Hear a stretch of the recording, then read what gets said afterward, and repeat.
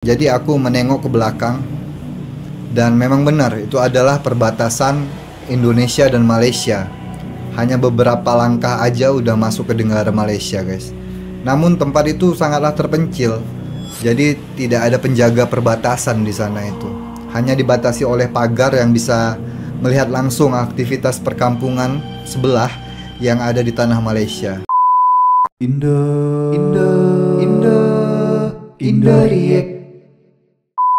Assalamualaikum warahmatullahi wabarakatuh. Kembali lagi di Indoriek TV. Nah guys, kali ini aku mau cerita tentang sebuah mimpi yang aku pernah mimpikan beberapa bulan yang lalu. Tapi ini sangat melekat sekali di kepala sampai aku tahu banget setiap detail-detail di dalam mimpinya ini. Jadi mimpi ini bukan untuk menakut-nakuti atau bukan untuk aku mencari arti dalam mimpi ini.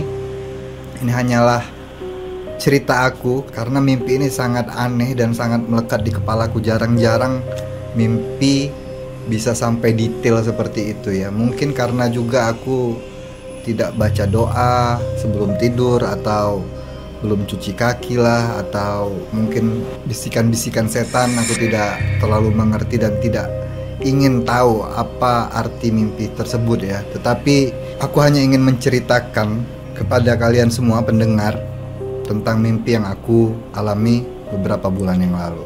Oke, kita langsung aja ya. Jadi di dalam mimpi itu ceritanya aku punya seorang pacar. Sebut saja Mawar namanya. Wajahnya tuh polos, lugu, dan memakai hijab. Terlihat sangat agamis sekali, seperti orang-orang yang sangat rajin ibadahnya seperti itu. Dan dia itu mempunyai seorang ibu yang sedang berziarah ke suatu tempat yang kata ibunya itu adalah tempat suci keagamaan. Nah, saat itu ibunya mengirimkan sebuah surat kepada Mawar, yang kebetulan juga surat itu diterima oleh aku. Suratnya itu berwarna putih, seperti surat-surat zaman dulu yang mempunyai stempel di luarnya, stempel lilin, seperti surat-surat zaman kerajaan zaman dulu lah. Nah, di dalam surat itu ada beberapa halaman. Dan salah satu halaman di dalam surat itu ada sebuah gambar yang digambar oleh ibunya. Gambar itu seperti sebuah tempat wisata keagamaan atau tempat ziarah keagamaan yang dikunjungi oleh banyak peziarah dari berbagai wilayah di Indonesia. Gak cuma di Indonesia, di luar negeri pun, dari Malaysia, dari Brunei ada yang datang ke sana. Jadi untuk detail gambar tersebut, di dalam gambar itu seperti tempat persegi atau suatu kawasan segi empat seperti itu, yang dipagari oleh pagar bambu. Dan di dalam pagar itu ada seperti pasir putih dan kapas putih yang menurut ibunya Mawar itu adalah pasir kuburan dan kapas dari makam Nabi Muhammad. Nah, di dalam surat itu juga ibunya meminta Mawar untuk pergi ikut bersama ibunya berziarah ke tempat itu, guys. Karena ibunya Mawar memang seorang yang sangat agamis juga, beragama sekali, rajin sholat dan rajinlah ibadahnya itu. Jadi ibunya menulis kalau Mawar itu harus menemani ibunya berziarah ke tempat itu, dengan harapan setelah pulang dari sana keimanan mereka tuh semakin meningkat, guys. Lalu ibunya pun memberikan tanggal dan lokasi persis tempat itu. Dan ternyata tempat itu berada di perbatasan antara Indonesia dan Malaysia. Ini batas darat ya guys ya, bukan batas laut. Dan perlu beberapa jam untuk pergi ke sana menggunakan jalur darat ya. Namun sekali lagi tempat itu hanya sedikit yang tahu, karena tempat itu memang belum sepenuhnya dibuka untuk umum dan dipromosikan secara umum. Jadi yang datang ke sana biasanya hanya perkumpulan-perkumpulan pengajian atau ibu-ibu pengajian atau majelis-majelis keagamaan yang diberitahu kalau adanya tempat itu dari mulut ke mulut ya guys, dari omongan mulut ke mulut ya. Singkat cerita, akhirnya aku, Mawar, ibuku juga ikut dan keluargaku akhirnya ikut ke sana dan sampai di tujuan dengan selamat. Setelah sampai sana, aku langsung ingat aku pernah kesini 2 kali. Lalu aku berkata pada ibunya Mawar, "Oh, di sini aku pernah kesini 2 kali, tapi ini tempat wisata biasa, nggak ada tuh tempat keramatnya." Lalu ibunya Mawar berkata, "Iya, bukan di sini. Kita masih harus jalan kaki beberapa jam ke dalam hutan sana. Kita di sini cuma parkir mobil karena mobil nggak bisa masuk ke sana." Nah, dari situ aku mulai bingung dan merasa seperti ada yang aneh, seperti ada yang janggal. Tapi ya udah, kita ikutin aja ibunya Mawar. Tempat wisata yang dimana kami menitipkan kendaraan atau mobil itu tadi, luasnya aja udah luas banget. Perlu 2 jam jalan kaki untuk mencapai ujungnya. Dari ujung pintu masuk sampai ujung pintu keluarnya itu sampai 2 jam guys, jalan kaki. Jadi kami berjalan dan melihat-lihat sekitar. Banyak taman dan patung-patung bagus seperti patung-patung naga dan kastil-kastil. Ya selayaknya tempat wisata untuk foto-foto Instagram itu loh. Lalu sampailah kami ke ujung taman wisata itu, di pintu keluar itu. Nah, di ujung taman itu seperti ada palang bambu dan tulisan, "Jangan masuk, ada proyek pembangunan." Dan ada satu orang kakek-kakek yang duduk di sana menjaga palangnya itu. Namun ibunya Mawar melewati palang bambu tersebut dengan santai guys. Jadi serentak kami pun mengikuti ibunya Mawar tadi. Dan si penjaga pun diam aja, hanya melihat kami seakan sudah tahu tujuan kami kemana. Kami pun berjalan di jalan setapak itu beriringan guys ya. Memang itu jalan setapak yang cuma bisa dilewati oleh pejalan kaki. Pakai motor juga nggak bisa guys, karena itu agak licin dan sempit jalannya itu. Kanan kiri hutan. Dan saat itu masih pagi banget, jadi suasananya masih kelihatan enak, dingin, adem, dan bagus banget. Setelah berjam-jam berjalan di jalan setapak itu, akhirnya tibalah kami di sebuah tempat seperti perkampungan kecil yang ada banyak sekali orang-orang berjubah putih dan peziarah, dan juga orang-orang yang wajahnya mirip seperti keturunan Arab. Dan bener aja, pertama kami memasuki tempat itu auranya memang sedikit aneh. Auranya tuh kuat banget, seperti aura mistisnya itu. Nah, di sana itu ada 3 situs atau 3 tempat yang berdekatan. Satu tempat persegi 4 seperti luasnya 3 kali 3 meter lah, yang dikelilingi pembatas dari bambu. Di dalamnya itu ada seperti tumpukan pasir dan tumpukan kapas. Dan di belakangnya lagi itu ada seperti mimbar atau tempat duduk yang seperti tempat duduk sultan atau raja itu. Jadi itu adalah tempat duduknya pemimpin tempat itu atau juru kuncinya. Istilahnya orang yang akan menjelaskan tempat itu guys.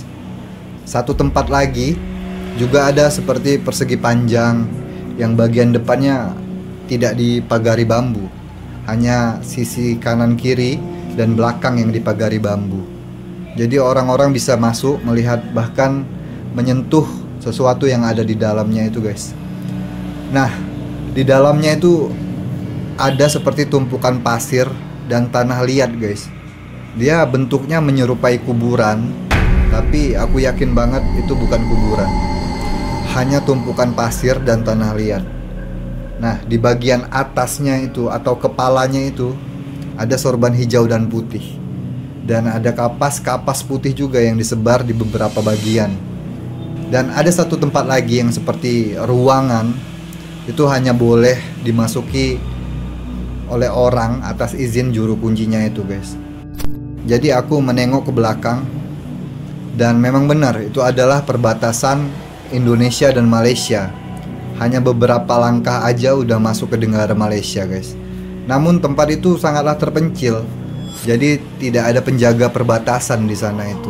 Hanya dibatasi oleh pagar yang bisa melihat langsung aktivitas perkampungan sebelah yang ada di tanah Malaysia.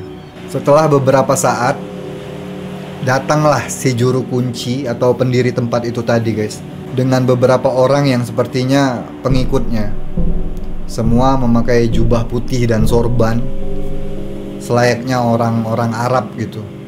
Wajah juru kunci itu memang selayaknya keturunan Arab guys, yang sudah lama tinggal di Indonesia, karena dia sangat fasih sekali berbahasa Indonesia.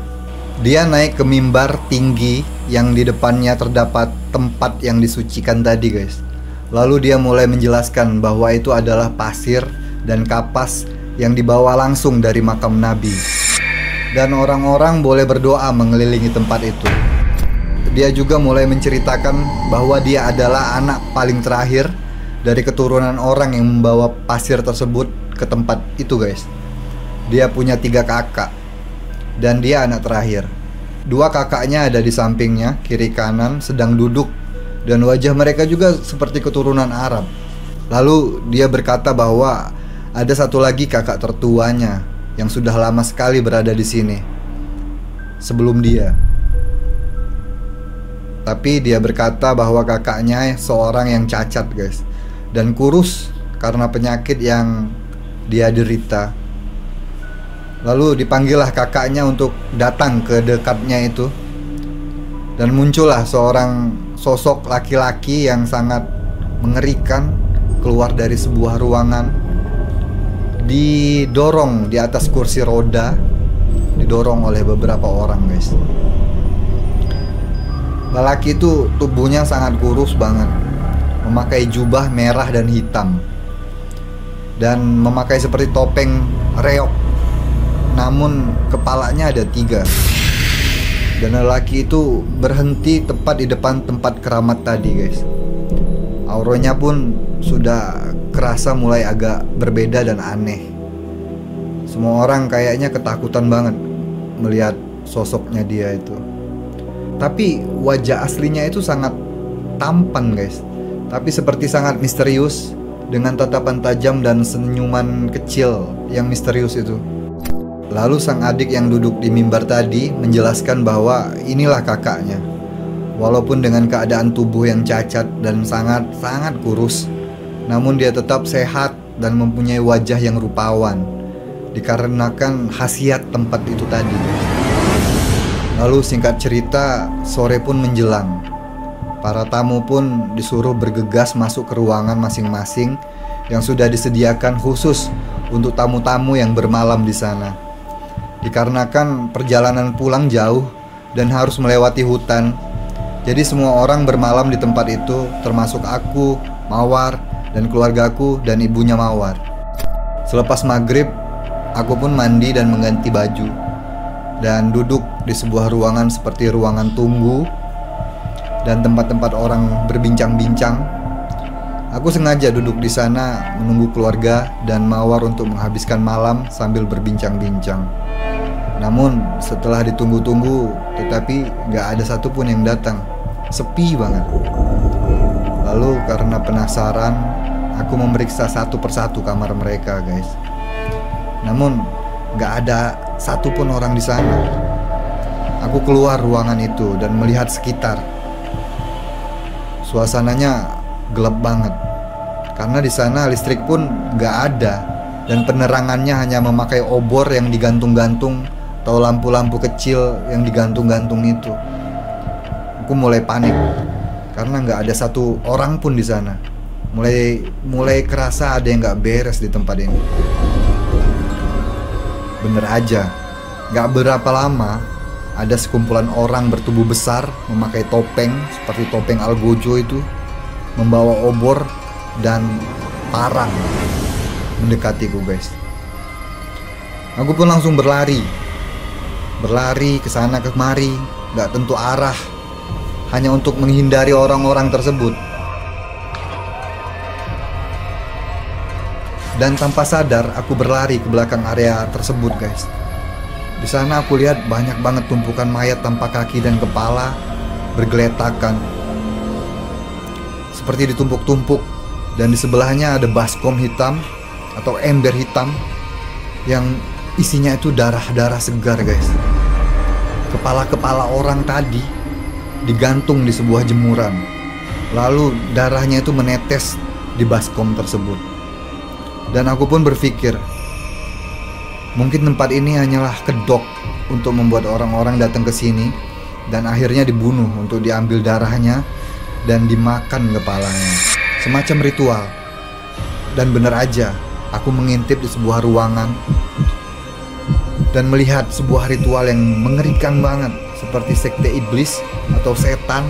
Mereka sedang melakukan persembahan dengan darah-darah dan kepala-kepala tadi, lalu daging-daging dan bagian tubuh bawah mayat tersebut untuk makanan mereka. Juru kunci serta 3 kakaknya tadi sedang meminum darah mayatnya Mawar, ibunya Mawar, keluargaku dan orang-orang yang datang di tempat tadi. Dan ini sungguh-sungguh sangat mengerikan banget dan sangat aneh, karena hanya beberapa menit aku mandi dan berganti pakaian, mereka semua sudah menjadi mayat. Aku pun lari ketakutan, gemetaran, badanku gemetaran, berlari ke dalam hutan. Dan akhirnya aku bisa pulang ke tempat kami memarkirkan mobil tadi guys. Lalu aku pun pulang sendiri. Dan buff, aku terbangun dari tidur. Itu dia guys, mimpi aku guys. Aneh kan? Jadi terima kasih sudah menonton dan mendengarkan cerita ini. Sampai jumpa lagi di video selanjutnya. Assalamualaikum warahmatullahi wabarakatuh.